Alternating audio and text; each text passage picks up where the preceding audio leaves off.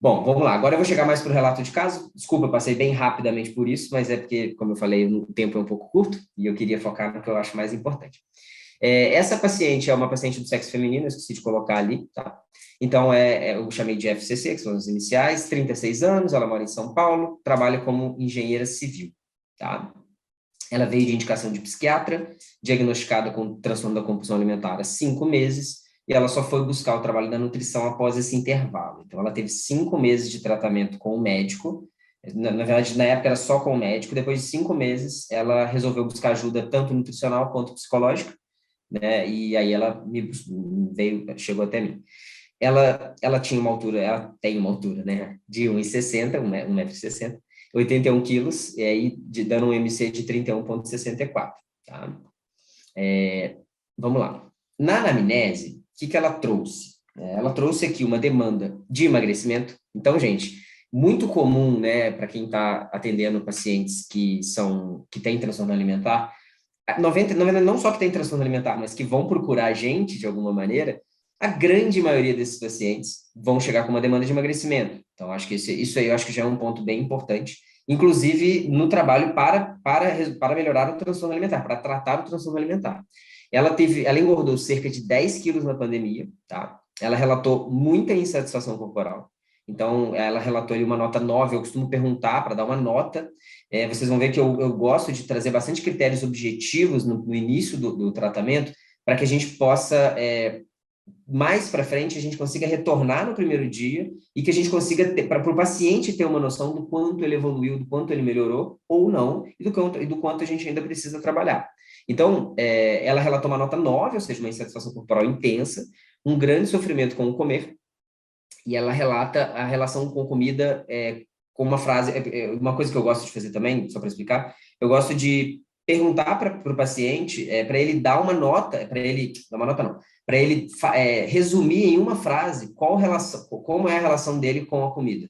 E aí a frase que vem na cabeça normalmente eu gosto bastante disso, porque isso faz com que a gente consiga tornar a coisa um pouco mais objetiva. E ela relatou essa frase, amor e ódio, né? Uma frase muito comum relatada nesses pacientes, não só nesses pacientes, mas de uma maneira geral.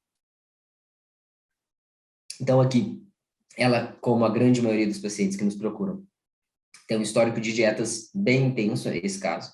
Então, ela fez vigilantes do peso, ela tomou shake da Herbalife, ela fez jejum intermitente, ela fez low carb, ela teve diversas passagens por nutricionistas prescritivos, de uma maneira geral. Então, um histórico de dietas é bem intenso, sendo que a primeira dieta dela é aos 13 anos, né? Então, ela tem 36, então tem um bom histórico, um bom tempinho de dieta restritiva. Ela também relatou aqui, então, que a mãe dela tem uma relação muito ruim com a comida, tá? Ela suspeitava que a mãe tinha TCA, ela nunca foi no médico, nunca foi diagnosticada. Esse ponto aqui também é interessante, que é muito comum em pacientes de transtorno alimentar, é uma cobrança muito excessiva dos pais para o emagrecimento, né? Isso me chamou muita atenção na história dela, que o pai fazia uma barganha com o emagrecimento. Ele fazia assim, olha, se você emagrecer, eu te pago uma viagem para Disney, né? Então, uma coisa que tentava negociar com ela, né? E se eu não me engano, não, o pai dela era médico, eu esqueci de colocar aí, então também tinha uma visão muito complicada em relação ao excesso de peso, né? Uma visão, enfim, até certo ponto gordofóbica em relação a alguns pontos relacionados ao processo dela. O pai era muito ativo e extremamente exigente com o próprio corpo. Pelo relato dela, me pareceu bastante uma ortorexia, ou se não, um toque também, pelo que ela me falou. Então, também muito comum, né, gente? Uma coisa legal, sempre uma sugestão para vocês que atendam transtornos alimentares, sempre pesquisem sobre a família, porque é muito, muito comum ter outros transtornos psiquiátricos na família, tá? É bem comum mesmo. E muitas vezes transtorno alimentar, né? Essa relação do transtorno alimentar da mãe é muito comum, do pai, isso enfim, é algo que a gente sempre tem que ficar de olho, porque é o que vai aparecer, tá?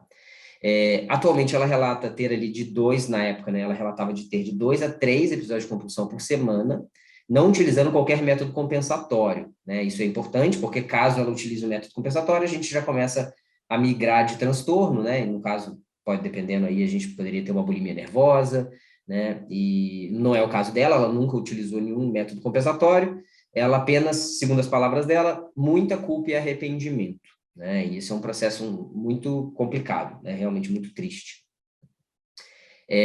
Ela estava fazendo uso na época de topiramato e fluoxetina, os exames bioquímicos sem nenhuma alteração significativa, e ela era uma pessoa sedentária, porém com uma intenção em começar a natação ou hidroginástica, algo na água, né? Porque era, enfim, até pela própria questão do peso e das dores no corpo, era normalmente também um esporte que as pessoas acabam buscando, né, nessas condições.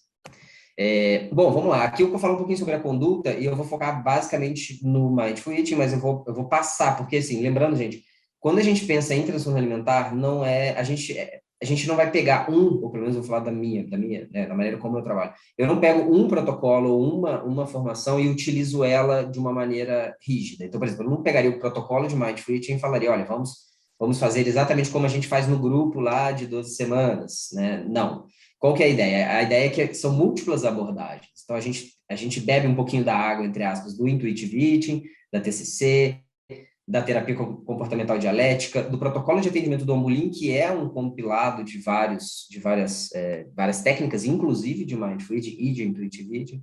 E, só que como o foco hoje é no Mindful Eating, eu vou falar um pouco mais sobre isso, tá bom?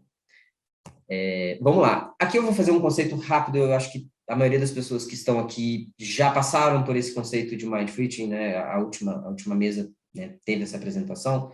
Mesmo quem vai assistir gravado depois, imagino que já tenha familiaridade, porém eu vou ler esse conceito, que é um conceito que eu gosto bastante, que o Mindful Eating, ele é permitir-se tomar consciência das oportunidades positivas e acolhedoras disponíveis por meio da escolha e preparo da comida ao respeitar a sua sabedoria interna. É usar todos os sentidos para escolher comer uma comida que, ao mesmo tempo, satisfaz e nutre seu corpo, percebendo reações ao que está comendo, gostar, não gostar, ser neutro, sem julgamentos.